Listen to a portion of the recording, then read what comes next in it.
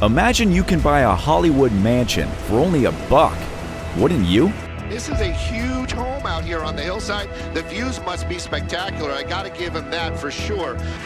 Well, from fatal accidents to police raids and even the occult, we bet you wouldn't dare buy these abandoned celebrity mansions even if they were only $1.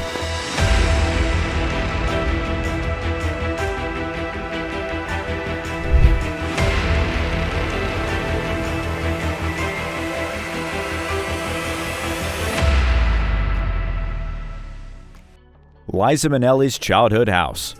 In case you don't know, Liza Minnelli grew up in a famous family. Her dad was the Oscar-winning director, Vincent Minnelli, and their house was just as lavish as you'd expect. It was a huge, beautiful furnished estate, located at Crescent Drive in Beverly Hills. At least, it used to be, until it became the site of a Hollywood scandal. When Vincent died, he had written in his will that his wife Lee should be allowed to live in the house for the rest of her life. But he made a mistake.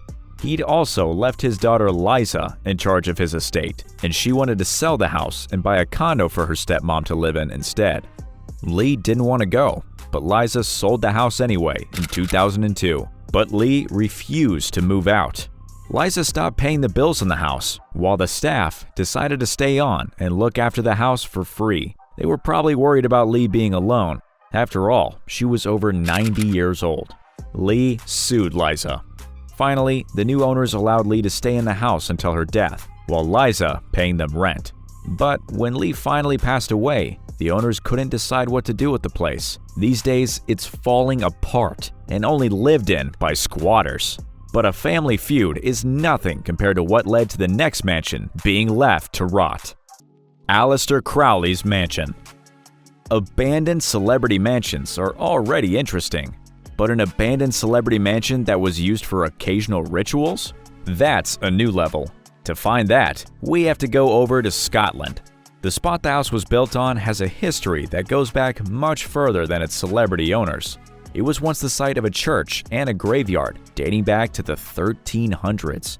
It's rumored that the church caught fire, leaving no survivors. The mansion we're talking about was built in the same place as the church in the 1760s. It was named Boleskine Mansion. It was in 1899 that it was bought by its first famous owner, Aleister Crowley, writer, poet, and occultist known as the worst person in the world.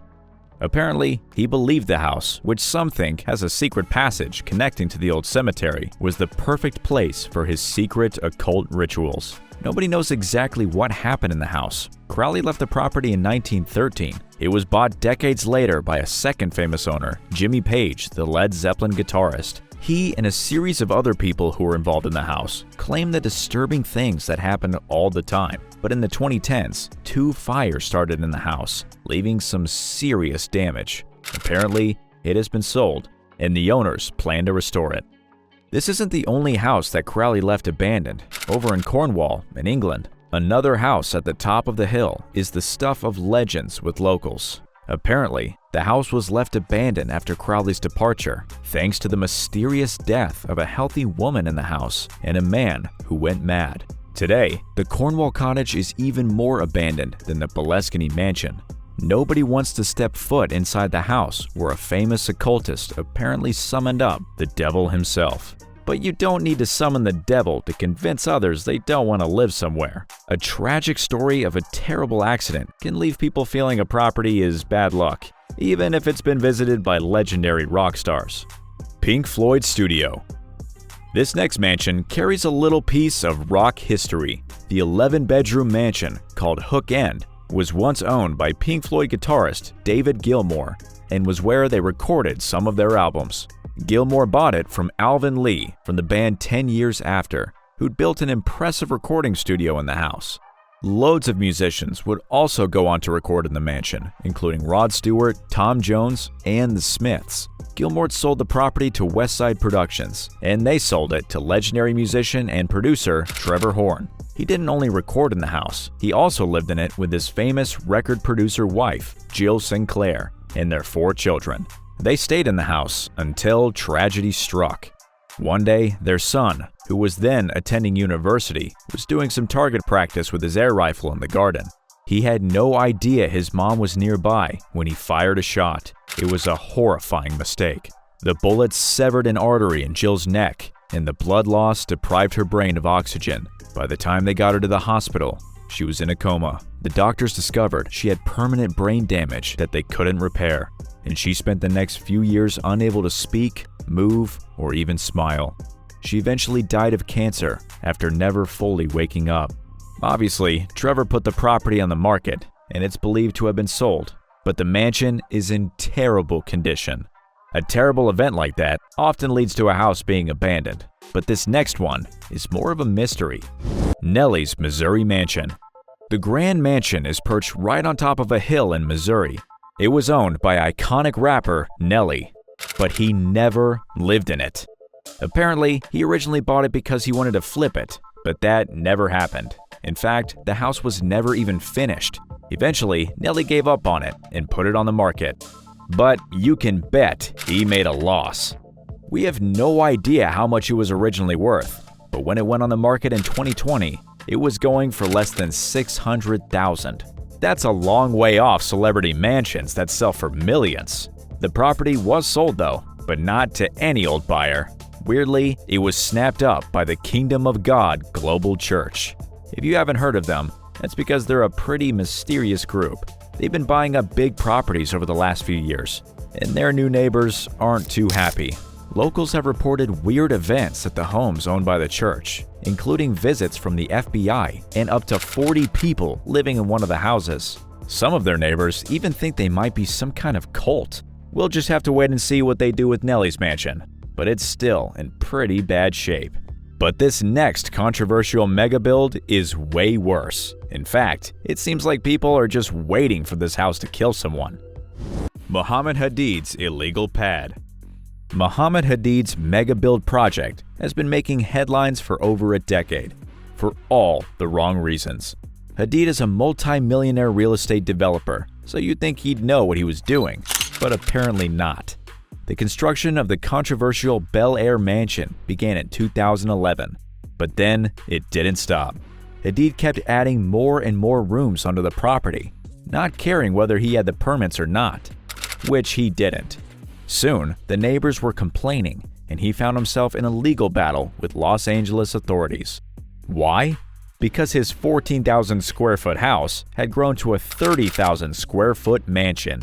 Even when authorities ordered him to stop, he apparently continued to build.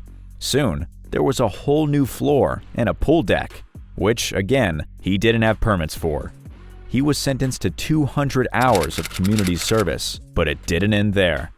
His neighbors were putting their own lawsuit together because they believed it was just a matter of time before the ginormous property collapsed completely.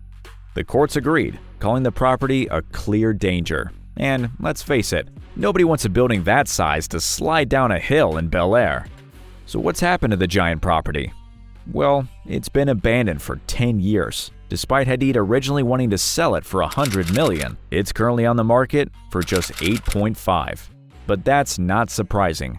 The house will be demolished as soon as it's bought, at no cost to the buyer because it's still believed to be too dangerous to live in. I guess that proves that even successful people don't always know what they're doing. They also don't always get what they want. And here's another, much more famous celebrity who had it all with a famous property before he blew it.